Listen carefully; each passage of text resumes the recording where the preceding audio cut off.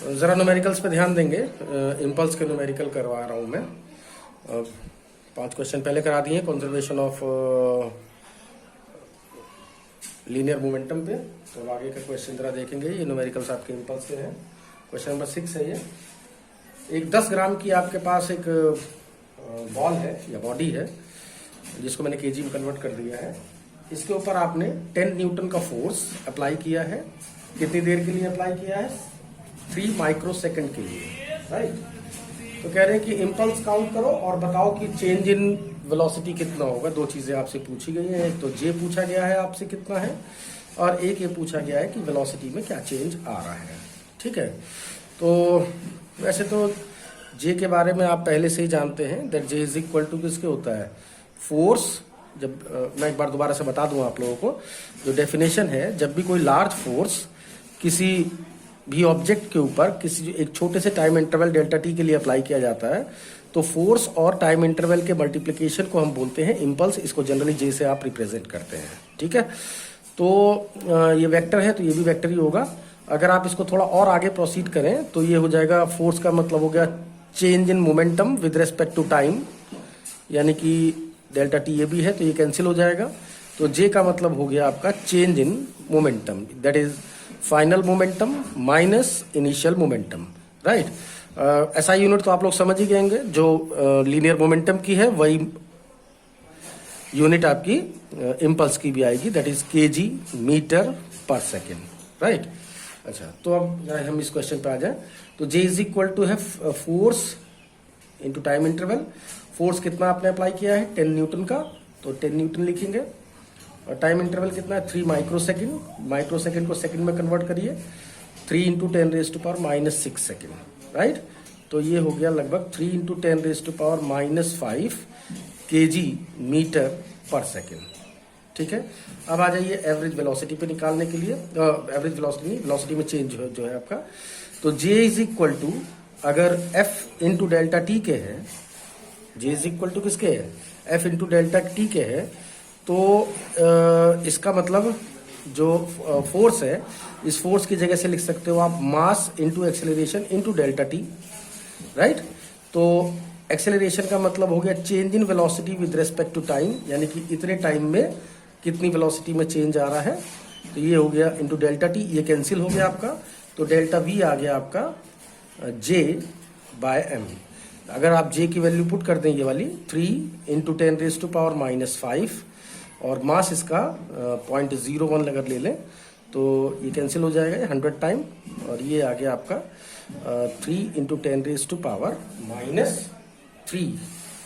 Metre पर second. ठीक है, क्वेश्चन नंबर 7 पे जरा गौर करेंगे आप लोग। क्वेश्चन नंबर 7 ये कह रहा है कि एक हैमर है। मैं समझाता हूँ आपको कि ये मान लीजिए ये आपके पास एक नेल है, एक कील है ये, ठीक है। और इस कील के ऊपर आप इस हथौड़े से या इस हैमर से आप हिट कर रहे हो, और इस हैमर का जो मास है, इस हैमर का मास वो 1.5 केजी है, और जो इसकी जो वेलोसिटी है वो 10 मीटर पर सेकंड से ये इसको हिट कर रहा है। हिट करने के बाद ये एक हिट में ये लगभग इतना नीचे धंस गया है, ये ऐसे, और ये आपका कुछ इस तरह का, मतलब ये शेप है, ये थोड़ा हो गया आपका ऐसे, ठीक है। तो मान लीजिए कितना डिस्टेंस ट्रेवल किया इसने? s डिस्टेंस ट्रेवल किया। अब क्वेश्चन में बता दूं आपको क्या है कि एक ये आपके पास नेल है, यानी कि कील है, और इस पे आपने एक 1.5 किलो के हथौड़े से आपने 10 मीटर पर सेकंड की स्पीड से आपने इसको हिट किया। और जब आपने हिट किया तो इन्होंने कहा है कि जो टाइम ऑफ इम्पैक्ट है, यानी कि ड्यूरेशन ऑफ इम्पैक्ट, वो कह रहे हैं कि डेल्टा टी, जितना देर लगा है इसको यहाँ से आप इस पर हिट करने में, मतलब इस पर फोर्स अप्लाई करने में, वो जो टाइमिंग है वो 0.005 सेकेंड है। ठीक है ना। अब सवाल समझिए क्या है, find the average impact force. ये पूछ रहे हैं कि ये बताइए कि एवरेज इम्पैक्ट फोर्स कितनी है। तो एक बात बताइए जे इज इक्वल टू जो इम्पैक्ट होता है वो किसके होता है, अभी मैंने बताया आपको चेंज इन मोमेंटम के होता है ना। तो चेंज इन मोमेंटम का मतलब ये हो गया कि ये डेल्टा पी दैट इज ये हो गया P2 माइनस P1, ठीक है। फाइनल मोमेंटम ध्यान देंगे जरा, जब इसने हिट करा फाइनल मोमेंटम यानी कि इसकी फाइनल वेलोसिटी 0 हो चुकी है, और इनिशियल वेलोसिटी कितनी होगी जब इसने 10 मीटर पर सेकंड से जब इसको हिट किया था तो इसकी इनिशियल जो वेलोसिटी थी वो कितनी थी, वो 10 मीटर पर सेकंड थी। दैट इज ये हो गया आपका इनिशियल तो हो गया 0 और फाइनल मतलब फाइनल हो गया आपका 0, और जो इनिशियल है आपका वो है आपका 1.5, क्योंकि हथौड़े से आपने इसको हिट करा है, और इसकी स्पीड है आपकी 10 मीटर पर सेकंड। तो ये टोटल हो गया आपका 15 kg मीटर पर सेकंड। बात समझ में आ गई। तो जब आपके वैसे ये नेगेटिव है, लेकिन मैं नेगेटिव लिख नहीं रहा हूँ क्योंकि डायरेक्शन अभी आप लोगों को इसमें दिखाने से कोई मतलब नहीं। मैंने यहाँ पे ध्यान दोगे आप लोग, मैंने यहाँ पे वेक्टर भी नहीं लगाया इसीलिए, ठीक है। तो जो आपने ये इम्पल्स निकाला है, तो जो इम्पल्स की जो सेकंड डेफिनेशन है वो भी आपको याद रखना चाहिए। जो सेकंड डेफिनेशन है जे इज इक्वल टू किसके होता है, एफ इंटू डेल्टा टी के होता है। तो ये होता है एफ इंटू डेल्टा टी। तो यहां से अगर आप एफ की वैल्यू निकालो तो ये जे अपॉन डेल्टा टी के इक्वल आ जाएगा। जे की वैल्यू इतनी है 15 अपॉन डेल्टा टी 0.005 सेकेंड, ठीक है। तो इसको सॉल्व कर लीजिए, ये आ गया आपके पास 3000 न्यूटन। तो एक पार्ट ये आपका सॉल्व हो गया। सेकंड पार्ट ये पूछ रहे हैं, एक तो एवरेज इंपैक्ट फोर्स पूछ लिया, और एक पूछा distance of penetration of the nail into the block. तो ये कह रहे हैं कि ये कितना डिस्टेंस तक इसने इसको पेनिट्रेट किया है। तो यहां ध्यान देंगे आप लोग कि अगर आप लोग डिस्टेंस निकालना चाह रहे हो तो इसका मतलब है इस पर ये आपको पता होना चाहिए कि इसके ऊपर कितना रिटार्डेशन लग रहा है, क्योंकि जब रिटार्डेशन जब आपको पता लग जाएगा तभी आप ये पता लगा सकते हो, तभी आप इक्वेशन ऑफ मोशन अप्लाई कर सकते हो, ठीक है। तो यहां पर मैं पहले इसका जो एक्सेलरेशन है वो निकाल दूं। तो एक्सेलरेशन होता है change in velocity with respect to time, right, यानी कि final velocity minus initial velocity divided by delta. तो फाइनल वेलोसिटी तो 0 ही दिख रही है आपको, ये तो 0 हो गया, माइनस इनिशियल वेलोसिटी कितनी है जितने से इसने हिट किया था, that is 10 upon delta T. कितना टाइम लगा इन सब इस पूरे प्रोसेस में, 0.005 सेकेंड। तो ये सॉल्व होके आ गया आपका 2000 मीटर पर सेकंड स्क्वायर, और ये नेगेटिव आ रहा है। नेगेटिव इस बात को केवल रिप्रेजेंट कर रहा है कि ये रिटार्डेशन लग रहा है, ठीक है। तो अब तो कोई दिक्कत है नहीं। तो फाइनल वेलोसिटी का जो स्क्वायर है वो इज इक्वल टू होगा इनिशियल वेलोसिटी का स्क्वायर माइनस 2as, ठीक है ना। मैंने ये नेगेटिव मैंने पहले यहां पर यूज कर लिया है, ठीक है। अच्छा, तो v स्क्वायर फाइनल वेलोसिटी कितनी है 0, इनिशियल वेलोसिटी आपको पता ही है 10 है, माइनस 2 इंटू ए की वैल्यू कितनी है 2000, और डिस्प्लेसमेंट कितना ये आपको पता लगाना है कि इनिशियल वेलोसिटी 10 मीटर पर सेकंड से फाइनल वेलोसिटी 0 तक होने में कितना डिस्टेंस इसने ट्रेवल किया है। बात समझ में आ गई। तो S इज इक्वल टू किसके आ गया, ये आ गया आपका 100 अपॉन 4000, ठीक है। यानी कि ये तो दोनों कैंसिल ही हो गए, तो 1 अपॉन 40 मीटर आ गया, या सेंटीमीटर में अगर आप लिखो तो 100 अपॉन 40 सेंटीमीटर, यानी 2.5 सेंटीमीटर, ठीक है। क्वेश्चन नंबर 8 पर जरा ध्यान देंगे। जो ये हमारे पास एक बॉल है, जो भी इसका मास हो, मास नहीं दे रखा है, इसका मोमेंटम दे रखा है इसने सीधे, और इस दीवार से ये 60 डिग्री के एंगल पर ऐसे टकराया, और ठीक 60 डिग्री के एंगल पर ही रिफ्लेक्ट बैक हो गया, ठीक है। अब ये पूछ रहे हैं कि जो इम्पल्स, फाइंड द इम्पल्स, कहाँ चला गया क्वेश्चन, हाँ इम्पल्स ही पूछा है, ठीक है। तो इम्पल्स ध्यान रखिएगा, जितना मोमेंटम इधर है उतना ही मोमेंटम से ये वापस चला गया है, ठीक है ना।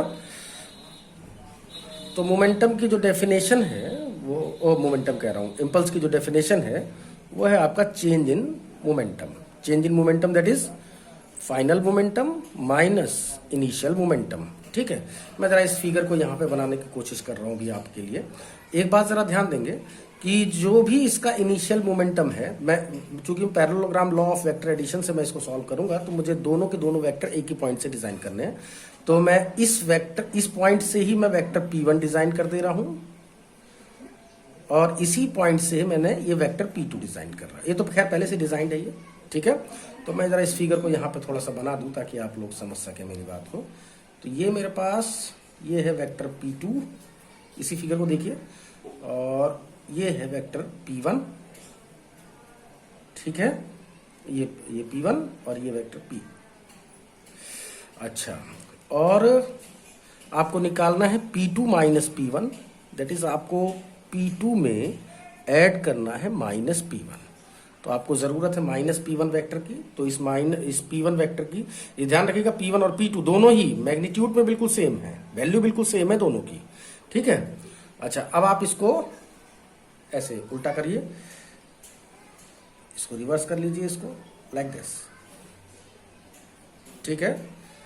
तो ऐसे हो गया ये, तो ये हो गया आपका, ये थोड़ा ज्यादा बड़ा बन गया, इसको इक्वल रखिए, ये दोनों वैल्यू बिल्कुल सेम है ना।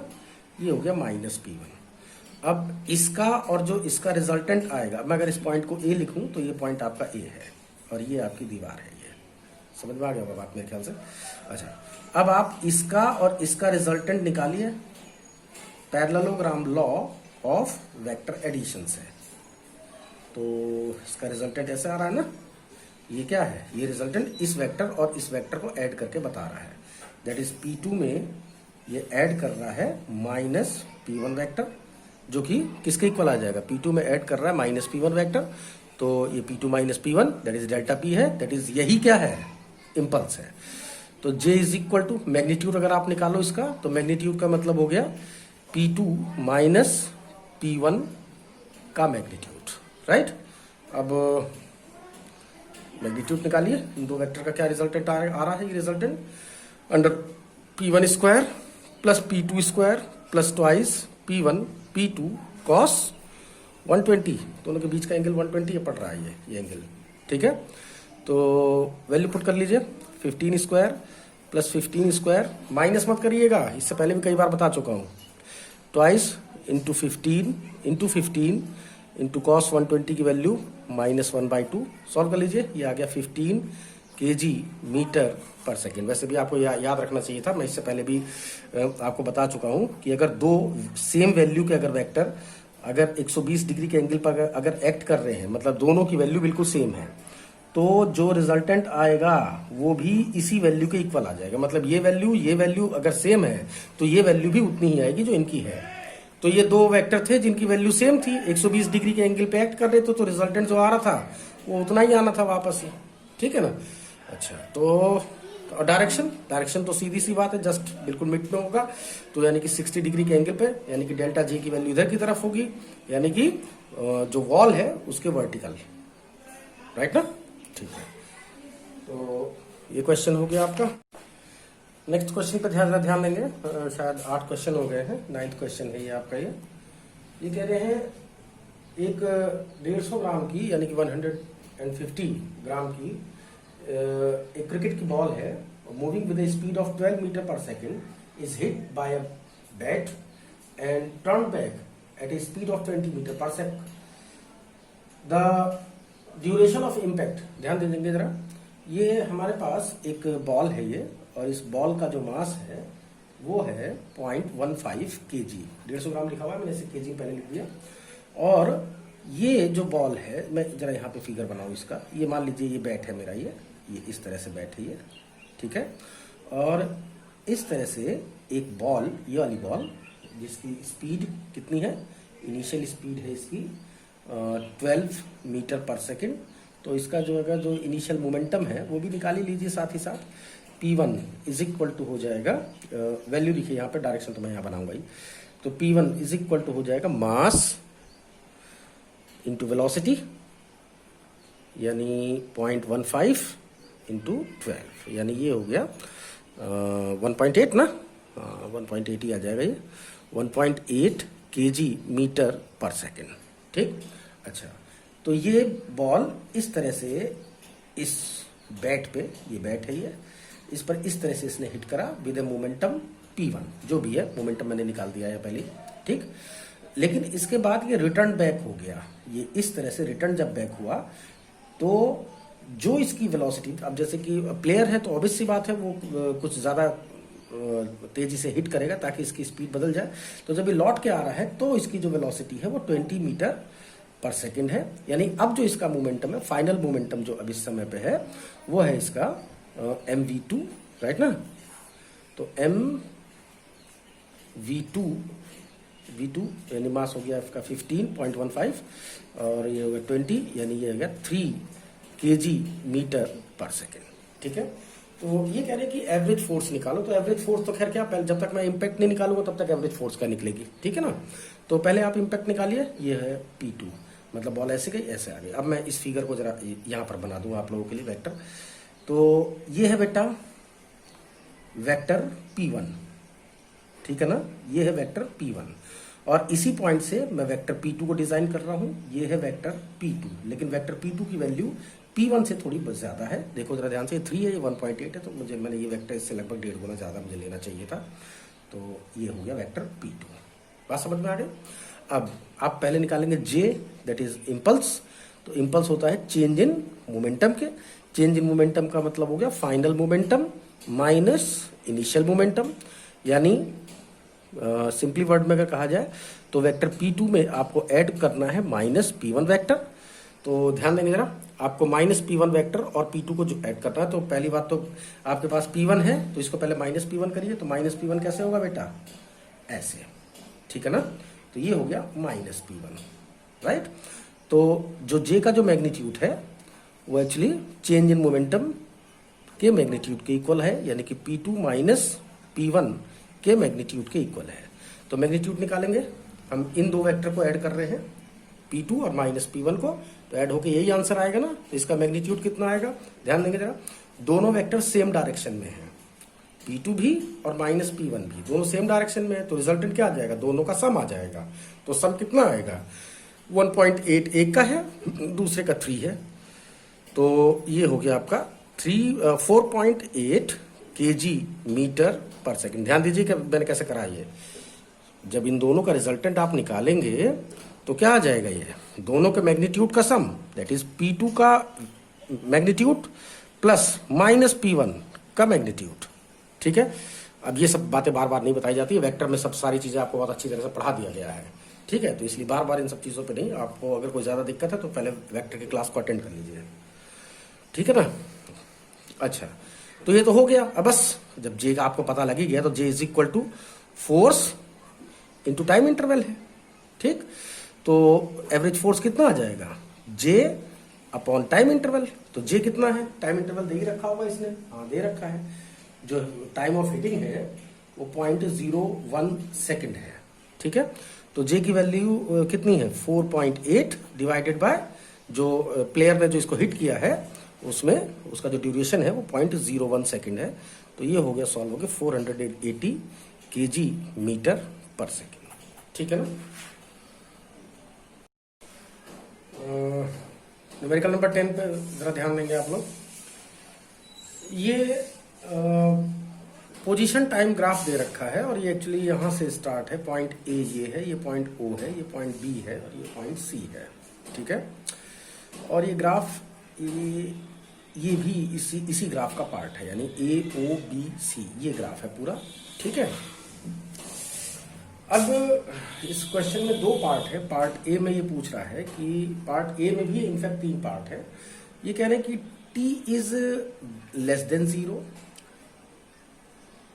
t is lies between 0 to 4 second and t is for greater than 4 second. पर आपको ये बताना what is the force on the particle, particle के ऊपर फोर्स कितनी लग रही है जिस पार्टिकल के लिए भी ये ग्राफ डिजाइन किया। तो मैं आप लोगों को सबसे पहले तो मैं कुछ बातें याद दिला दूं, कहीं भूल भाल ना जाओ तुम लोग। ये अगर टाइम डिस्प्लेसमेंट कर्व है, अगर टाइम डिस्प्लेसमेंट कर्व अगर स्ट्रेट लाइन आता है तो स्ट्रेट लाइन का जो स्लोप होता है वो हर पॉइंट पर कांस्टेंट होता है, चाहे ये पॉइंट हो, चाहे ये पॉइंट, चाहे ये पॉइंट, चाहे ये पॉइंट, हर पॉइंट पर स्लोप कांस्टेंट है। और slope that is tan theta इसको निकालने के लिए आपके पास अगर इसके ऊपर दो पॉइंट हैं, मान लीजिए x1, y1 और x2, y2, अगर आपको पता है तो 9th क्लास के बच्चों को ऐसे निकालना है y2 minus y1 upon x2 minus x1। और जो 11th क्लास के बच्चे हैं वो तो उनके पास तो कई तरीके हैं इसको निकालने के। ठीक है, अगर ग्राफ ST कर्व अगर x एक्सिस के पैरेलल हो तो इसका मतलब थीटा की वैल्यू कितनी है, 0 डिग्री। तो इसका मतलब जो स्लोप है tan 0 दैट इज 0 है। स्लोप रिप्रेजेंट क्या कर रहा है, delta S upon delta T को रिप्रेजेंट कर रहा है, यानी कि delta S upon delta T. बात समझिए जरा, ये y2 माइनस y1 मैंने x और y एक्सिस लेने के बाद तब मैंने लिखा है फॉर्मूला, जनरल फॉर्मूला लिखा है। वैसे जो अगर आप S और T ले रहे हैं तो लिखा जाएगा S2 minus S1 upon T2 minus T1, तब ये लिखा जाएगा। यानी ये आ जाएगा आपका delta S upon delta T, that is ये वेलोसिटी को रिप्रेजेंट करता है। यानी जो ST कर्व का जो स्लोप है वो वेलोसिटी को रिप्रेजेंट करता है। स्लोप हर पॉइंट पर कांस्टेंट है, इसका मतलब इसकी वेलोसिटी हर पॉइंट पर कांस्टेंट है अगर कर्व स्ट्रेट लाइन है तो। ठीक, तो यहां ध्यान दीजिए कि जो अगर मुझे फोर्स निकालने में अगर मैं इंटरेस्टेड हूं, चाहे किसी भी जगह पर मुझे फोर्स निकालनी हो, तो फोर्स का मतलब है mass into acceleration, that is mass into change in velocity with respect to time, right. अगर वेलोसिटी टाइम के रिस्पेक्ट में चेंज हो रही है तो इसका मतलब एक्सेलरेशन अप्लाई हो रहा है, एक्सेलरेशन अप्लाई हो रहा है तो इसका मतलब फोर्स अप्लाई हो रही है। तो अब यहां ध्यान से देखें, t इज लेस देन 0, यानी कि मैं इस पार्ट की बात कर रहा हूं A से O तक की, A to O। तो इसके किसी भी पॉइंट पर अगर आप देखो तो वेलोसिटी कितनी, डिस्प्लेसमेंट कितना है, 0 है। हर पॉइंट पर टाइम के रेस्पेक्ट में डिस्प्लेसमेंट चेंज नहीं हो रहा है।